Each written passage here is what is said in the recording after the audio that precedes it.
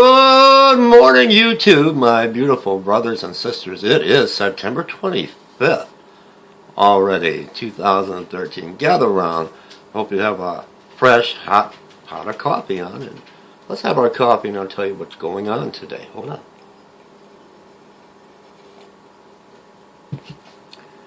Where has the summer gone? It is September 25th, the end of September. We're going into October, and now the leaves are changing, a most beautiful color. And where I live in Michigan, it's just beautiful. Beautiful to look at. I think I'll take my camera and I'll film some of the beautiful colors in Michigan for all of you. Now, this is the day that the Lord has made. Rejoice today, all of you, and be glad in it. Let's be servants today. Let's go out and be servants of the Most High. Let's be disciples and go out and spread the good news of salvation. I had a wonderful evening last night with my wife. We were with a group of just wonderful Christian people and pastors in the city of Burton. And we had a wonderful dinner. And it is just so good to go and fellowship with other Christians and other pastors from surrounding areas, and that's what we did. But I want to share something with you. We rode separately. My wife went in her vehicle, and she followed me, and hey, I'm a kid at heart, I guess, and the weather's starting to get a little bit cooler, and I rode my motorcycle. I like to look at the colors as I'm riding of the leaves that are changing colors. And she wanted to go to the Target store that was across the street, and I just got on my bike and I headed towards home. She came home and she was in tears.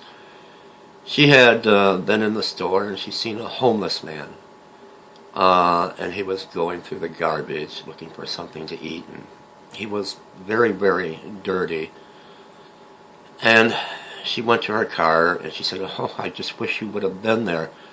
You would have maybe had the right words to say." But she had the right words to say. When you're in that situation, God will give you the words. You don't need to try to come up with the right words to say. The Holy Spirit will move in the situation, as it did with my wife. But she was just bawling her eyes out. There were people in that area that pulled up in very nice cars, nice vehicles, and they looked at the homeless man and they just shunned him and went into the store. An old beat-up car. I've had many of them, jalopy, all rusty, my wife said, with probably no muffler on it, pulled up, and you can see these people were poor.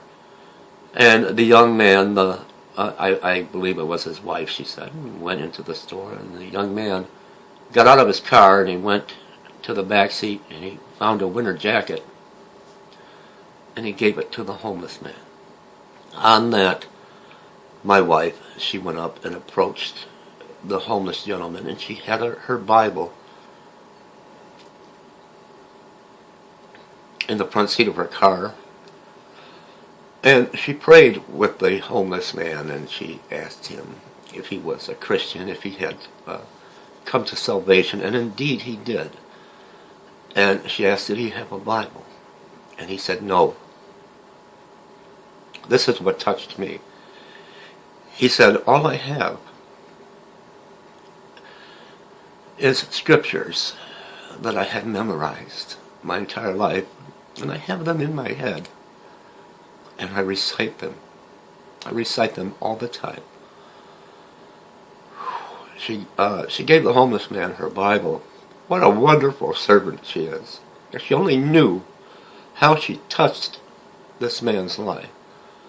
And all she had on her cash was $9, and she gave him $9. And I asked that we lift this man up in prayer. I guess everywhere he goes, they run him out. And the weather's getting colder. And the security guards, I guess, had seen this man. My wife gave him $9. And I guess he had went back in the store maybe to get warm, so she didn't know what took place after that, and hopefully they didn't call the police on him. But that happens so much. It's very tough when reality hits you in the face with this ministry. But I just wanted to share that with you. That's how we need to be. We need to have our hearts open. We need to have our hearts broken for our neighbor, our brothers and sisters that are in need. I love you all so much. Let's have one more cup of coffee.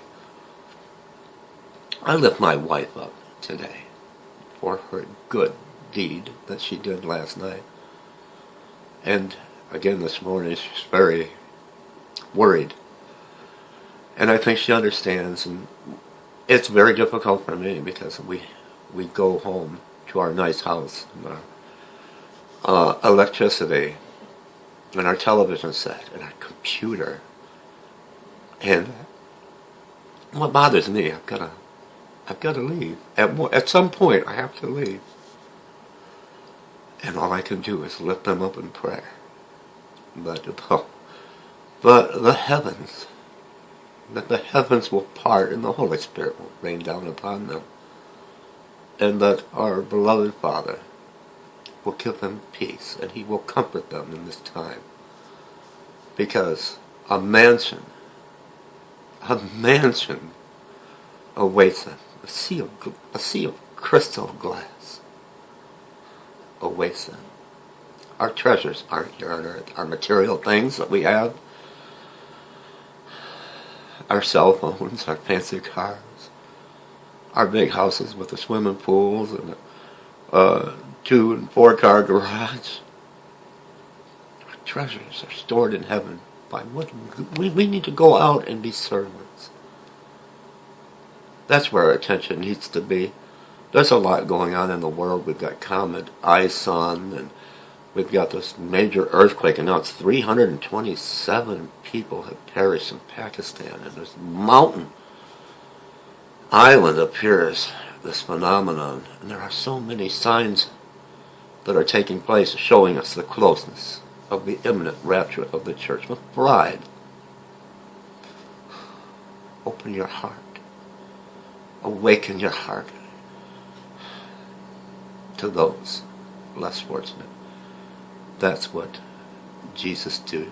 That's what Jesus did. Often we hear, what would Jesus do? That's what He did.